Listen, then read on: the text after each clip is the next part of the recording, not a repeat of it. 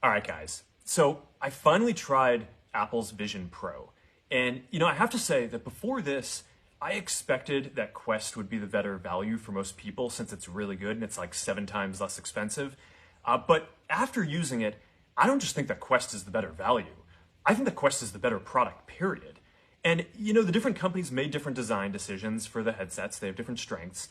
But overall, Quest is better for the vast majority of things that people use mixed reality for. Now, my friend Kenny is actually capturing this video on Quest's high-resolution mixed reality pass-through right now. We're just here in my living room, and you can see his browser windows and whatever else he's got running up here. So yeah, Quest 3 does high-quality pass-through with big screens, just like Vision Pro. But we also designed it to be great for a lot of other things, moving around, playing games, hanging out with friends and socializing, working out, and more. Quest, I think is just a lot more comfortable. We designed it to weigh 120 grams less, which makes a really big difference on your face. There's no wires that get in the way when you move around. It's a big deal. Our field of view is wider, and I found our screen to be brighter also. I also noticed that Apple's headset has this motion blur as you move around, which Quest is just a lot crisper.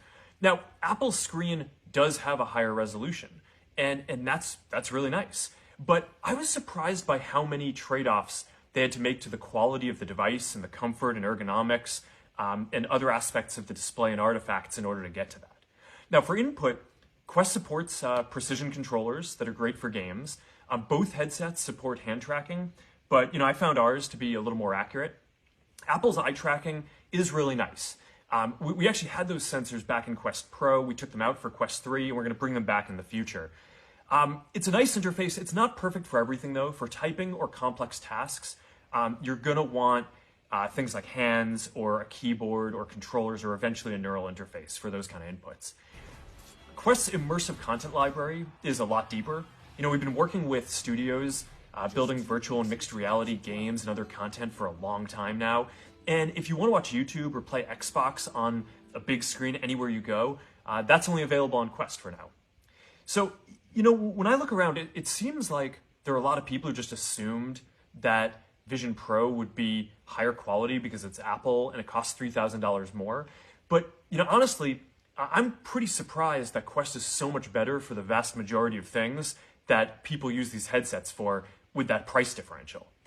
Now, look, I know that some fanboys get upset whenever anyone dares to question if Apple's going to be the leader in a new category. But the reality is that every generation of computing has an open and a closed model.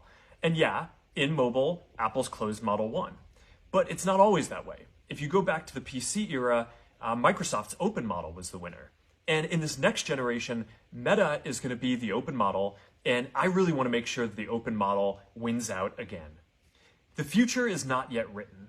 So, I want to take a moment to just thank everyone who's been building with us for more than a decade. That goes for both Quest and the Ray-Ban Meta glasses, which are doing way better than I even hoped that they would. As the old saying goes, the best way to predict the future is to invent it. So I'll see you all out there.